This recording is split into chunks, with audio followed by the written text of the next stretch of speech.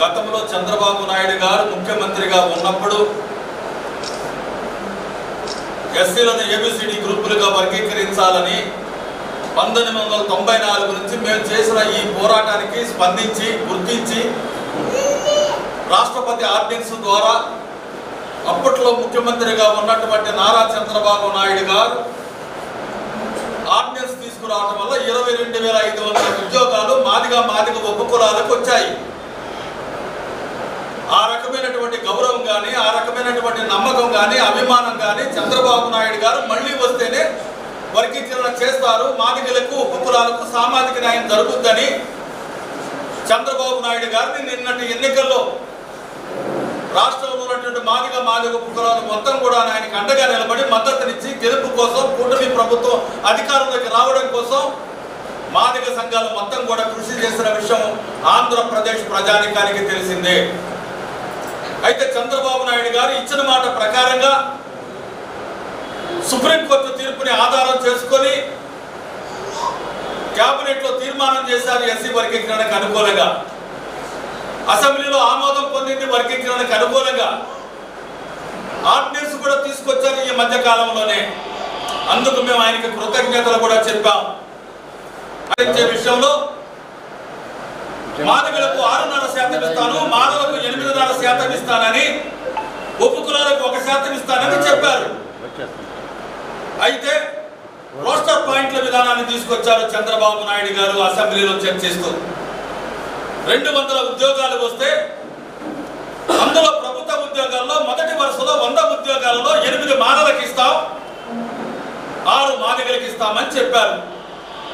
అంటే 6.5 మాదిగలకి 7.5 మానవులకి ఇస్తానని రాజీవ్ రంజాన్ మిశ్రా కమిషన్ నివేదిక ప్రకారం చెప్పినటువంటి చంద్రబాబు నాయుడు గారు మరి 7.5ని 8 చేసినప్పుడు 6.5ని 7 చేయాలి కదా.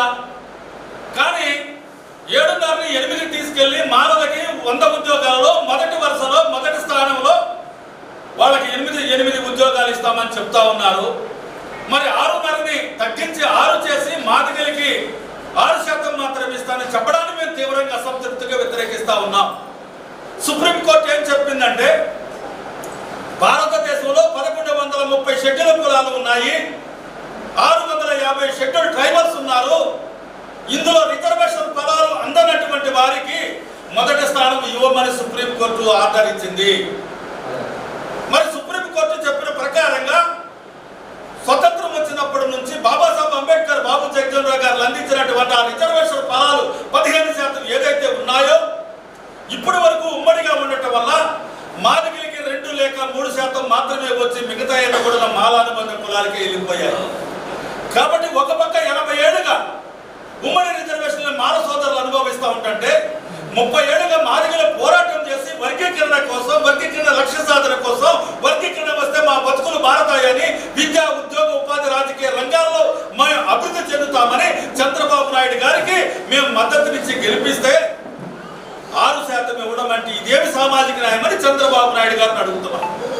కూడదని బీజేపీ మాటలు మాట్లాడుతూ అడ్డగోలుగా మాట్లాడిన మందాకృష్ణ ఇక్కడ చంద్రబాబు నాయుడు మాదిగలకు అన్యాయం చేస్తా ఉంటే నువ్వెందుకు మాట్లాడకుండా మౌనంగా ఉన్నావు అని సందర్భంగా మేము అడుగుతా ఉన్నాం. అక్కడ బీజేపీ వాయస్ తోటి రేవంత్ రెడ్డి ముఖ్యమంత్రికి అడ్డంగా నిలబడి 11% రిజర్వేషన్ కావాలని అడిగావే.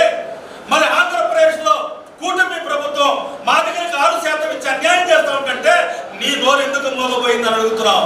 నువ్వు ప్యాకేజీల స్టారు మందాకృష్ణ, నువ్వు మాదిగల ప్రతినిధి ఎట్లా అవుతావు ఈ సందర్భంగా మేము మందాకృష్ణ అడుగుతా ఉన్నాం.